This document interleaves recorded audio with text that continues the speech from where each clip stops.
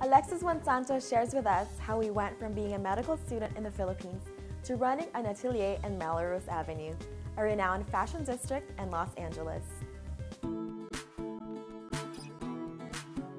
I was born in Misamis City.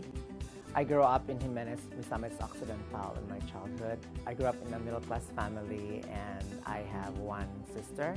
My dad works with Caltex Philippines and my mom works as a election registrar in a town next to us. Being an obedient Filipino child, you always wanted to follow what your parents will tell you, and they wanted me to be in med school. Okay, I'll take what you guys tell me to do. And after I finished my BS Medical Technology and I was ready to go into med school, it really has to dawn to me that I need to take control of my life. So I told my parents, my mom, like, you know, I've done what you told me to do. Now I really have to take my passion, and this is fashion. It was not an easy thing because it's like you're defying your parents. As a Filipino kid, you're always obedient and all that. But at the end of the day, you have to follow your dreams. Alexis decided to fulfill his dream in the United States. I just came here. I traveled with 2 suitcases, I should tell you, full of courage, determination, and a sheer talent. I studied fashion design in the early 90s, and after that I went to take my master's at the Otis Parsons School. I wore many hats in the industry, from a cutter, from a samples room coordinator, to a shipping department, to customer service, so that I will be able to learn the ropes and how the fashion industry evolves here in the States. I do bridal, I do debutantes dresses and all that on the side while I work in the school. I also work in the big companies doing contemporary and menswear. Not until like the last 4 years that I decided to focus. Like, I have to give my 150% full time because so that I could take off. With the good foundation that I have earned through my extensive work in the industry, I was able to, you know, navigate, you know, the waters here and how things would work. And I have Alexis Monsanto group of companies right now that I cherish.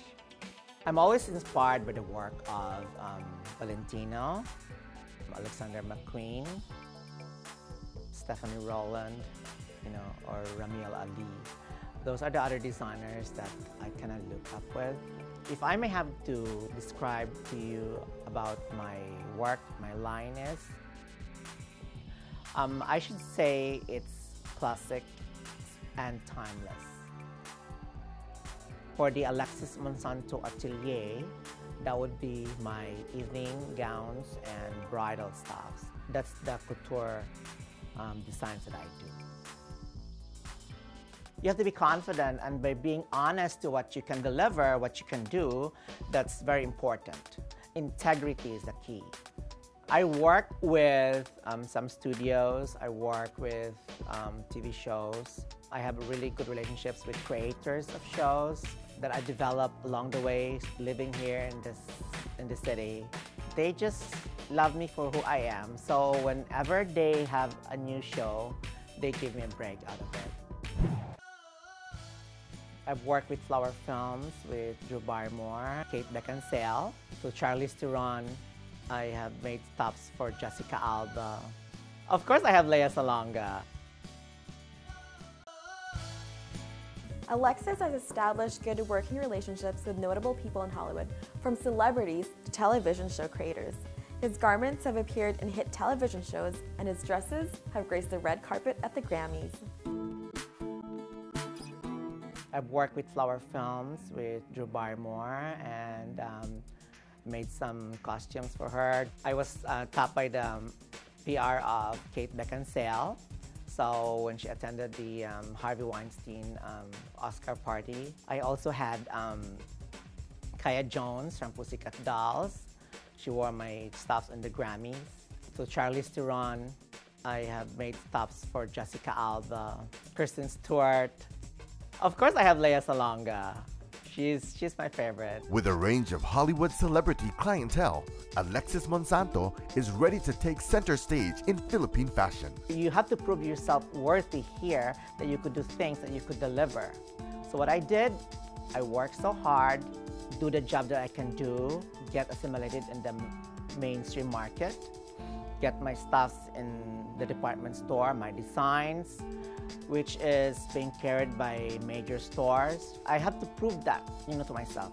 Then that's the time I come back to the Filipino community that I'm ready now to give back to a community where it has helped me and shaped me to be who I am right now. In 2011, Alexis made headlines when he presented his designs in 3D. One of my biggest accomplishments that I've made was in 2011, I was featured, I was asked by this group of individuals, producers, who are responsible of putting the 3D Film Festival. I made it into the list of top 25 newsmakers in the world when I presented the first 3D fashion show in the entire United States. In the same year, he joined KTLA's Fashion Design Catwalk competition. There was a competition for the KTLA Catwalk competition on their 25th year anniversary. And it so happened that I joined in the competition. I ended up as a runner-up, but the producers liked my personality. Then during the award season, they asked me if I can be a commentator in the red carpet along with their anchor people. So it was such an honor, and I could bring pride to our Filipino community that I was able to get into the station. Despite a busy schedule as the owner of Alexis Monsanto Atelier, Alexis manages to be active in the gay and lesbian community. I get myself involved with the Gay and Lesbian Alliance Against Defamation. That's what we call GLAD. And they're the ones who police the media and the television and the print in terms of giving a positive role for the LGBT community here in the States. That's another thing that I do. I work with GLAD, with the Human Rights Campaign, with the Trevor Project that saves lives. We also, on the Trevor Project, we also help kids who are gay and questioning. I feel so accomplished and fulfilled, and I hope I would inspire people.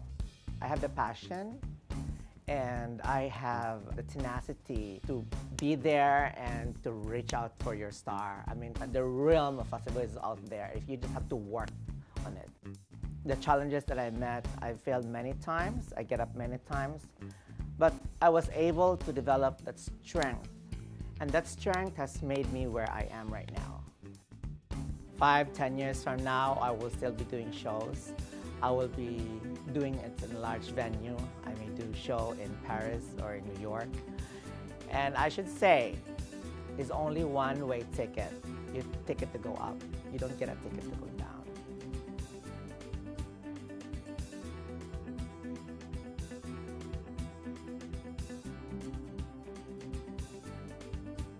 Yan ang power ng Pinoy. As Tony and Alexis showed, it is never too late to fulfill a dream, because it is important to be passionate in whatever you may choose to do. Meanwhile, share your stories with us on Facebook. Tell us what inspires or motivates you to reach for your own dream. Because nothing is impossible in the land of the free.